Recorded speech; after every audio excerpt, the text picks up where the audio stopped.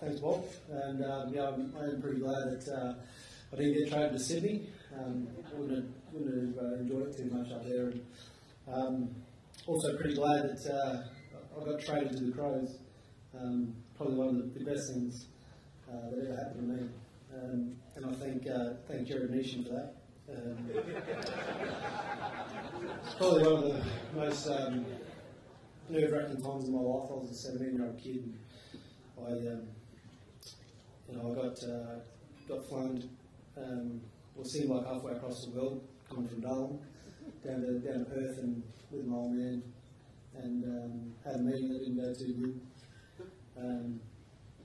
Because basically I had a couple of earrings in my ears, and it wasn't too good. But I'm so grateful for that moment, and the fact that I got the opportunity to come to Adelaide and play for the Crows, because I guess like the saying goes, the rest is history for me. But it was a great place, and I guess I have to back up Simon's sentiments, and that the Adelaide Football Club taught me a hell of a lot, and I certainly owe a lot to them.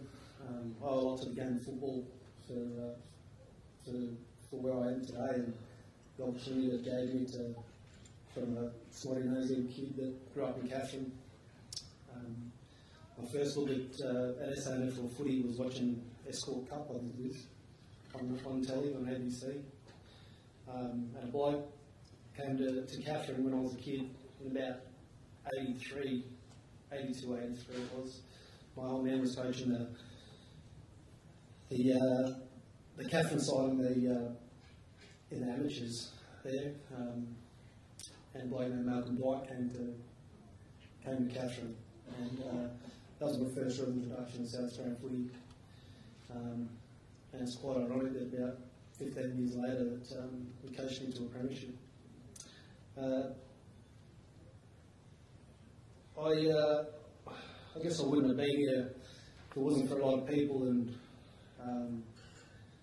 there's a guy, and I know Reedy knows him pretty well, his name's Barney Hebbard, and he came up to Darwin when I was about 16 and saw me play, and he rang Bobby Clayton at the Magpies and said, there's a kid up here, you might want to get him down and come and play some footy. And very grateful for Barney to be able to, I guess, give me that opportunity and to come down here. I left school when I was 17 because I wasn't much chop at it. And my dad told me to come down here and have a crack and make a go of footy and see how it went. And I was very lucky, and I was just having a chat before to the great John Cale over there, who was my coach at Port Adelaide, and taught me a lot about footy, about growing up, and about success, winning, and a bit like what Trevor said about being ruthless. And I really loved my time there at the Magpies. It was great. I was very lucky. I played in the premiership. Only played 14 games there.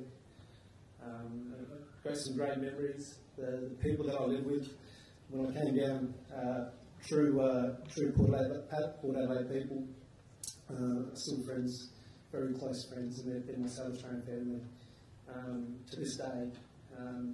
And unfortunately, for the power, I have converted most of them to Crow supporters, so lost a couple of their friends about it. So yeah, I guess for me it's a great honour to be here, and that kid from the territory that grew up has spent most of his life in South Australia, and he's certainly embraced football in this state. I consider myself, I guess, on par as South Australian and Territorial, but we have great trade routes between the two states. So I guess we're like sister cities almost.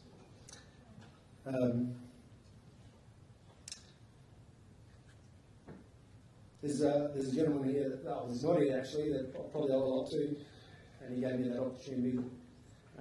He's up son is, you know what, up in Kimberley's at the moment, Bill Sanders, and he gave me that opportunity to come and play for Adelaide along with John Reid, and I'm really grateful for them and to all my coaches, staff at Adelaide Football Club. Thank you so much for everything that you've given me. To my family,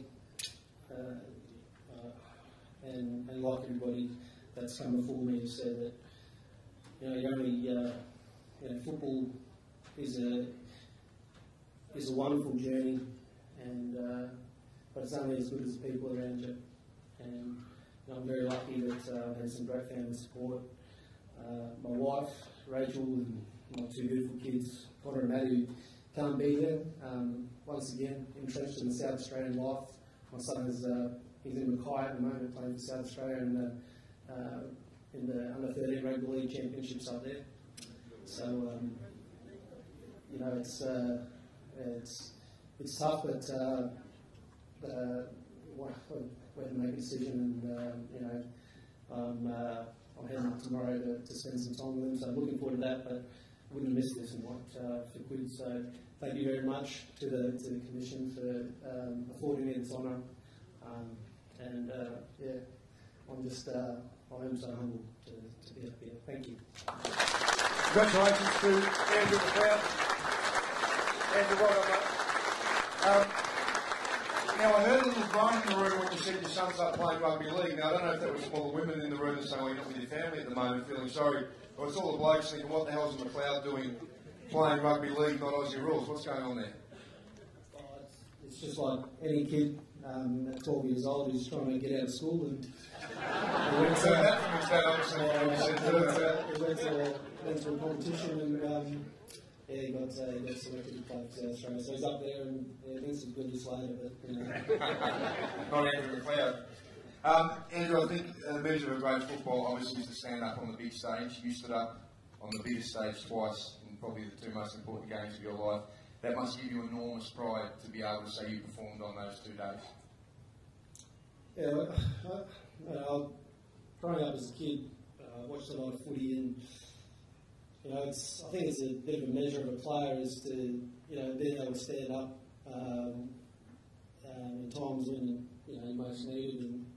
And for me, I guess I was always under pressure coming from the territory, because the two blokes that went before me played grand finals were Michael Love and Morris Rioli. So when it got to a point in time playing grand final, I had to pull the finger. Absolutely. Yeah. Well, I think you can sit very comfortably among those two great champions. Just before you go, Andrew, we've seen you in the box at Norwood, sitting alongside your former teammate Nathan Bassett. I think you're something like 4 games clear. You've only dropped 1 game for the year. Are you going to win the flag, the Red Leagues?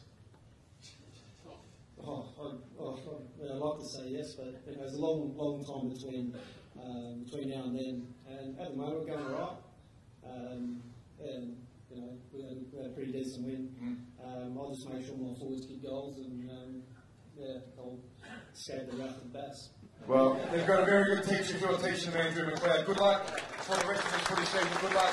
Congratulations to Andrew McLeod.